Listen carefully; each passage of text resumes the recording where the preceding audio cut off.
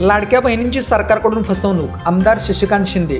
या राज्यामध्ये सत्ता परिवर्तन करण्यात लाडक्या बहिणींचा मोठा प्रमाणात वाटा आहे, असा उल्लेख महायुतीच्या मुख्यमंत्री उपमुख्यमंत्री यांनी केला। जर निवडणुकीच्या अगोदर या सर्व नेत्यांनी लाडक्या बहिणीकडून कोपरापासून ढोपरापर्यंत राखी बांधून घेत सांगितले की ही योजना कोणीही बंद करणार नाही, जर कोणी बंद करणार असेल तर त्याचे हात कलम करून टाकू, विरोधक सत्तेवर आल्यावर योजना बंद करतील, अशा प्रकारची वल्गना त्यांनी केली। निवडणुकीत यश मिळाल्यानंतर आजच्या घडीला जो कोणी वैरी भाऊ झाला असेल तर ते सत्तेत आले ते झालेत। महिला व बालकल्याण मंत्री आदित्य तटकरे यांनी सांगितले की ज्या काही तक्रारी दाखल झाल्या आहेत त्यावर कारवाई करून आम्ही नावे वगळणार आहोत आणि माझ्याकडे तो GR आहे।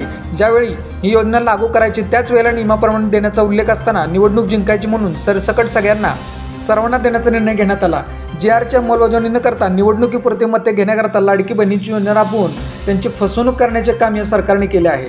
राज्य सरकारचे पैसे निवडणुकीत वाटले गेले असतील तर तो तिजोरी टाकलेला टाका आहे। मुख्यमंत्र्यांनी डिसेंबर झाल्यानंतर 2100 रुपये लागू करू अशी घोषणा केली होती। डिसेंबर संपला तरी ती पूर्तता झालेली नाही। तसेच ज्या अंगणवाडी सेविकांनी हा सगळा सर्वे केला त्यांना तुम्ही 50 रुपये अनुदान चालू केले आहे। त्या सर्वांची चौकशी करून निवडणुकीसाठी वापरलेला पैसा याचा दुरुपयोग सत्तेमध्ये बसलेल्या लोकांनी त्याची परतफेड करून वसुली करणार का, नसेल तर याबाबत निश्चितपणे आम्ही आवाज उठवू, अशी प्रतिक्रिया आमदार शशिकांत शिंदे यांनी व्यक्त केली। अशाच बातम्यांसाठी पॉलिटिक्स साताराच्या सर्व सोशल मीडिया प्लॅटफॉर्मला फॉलो करा, व्हिडिओ लाईक, कमेंट आणि शेअर करा।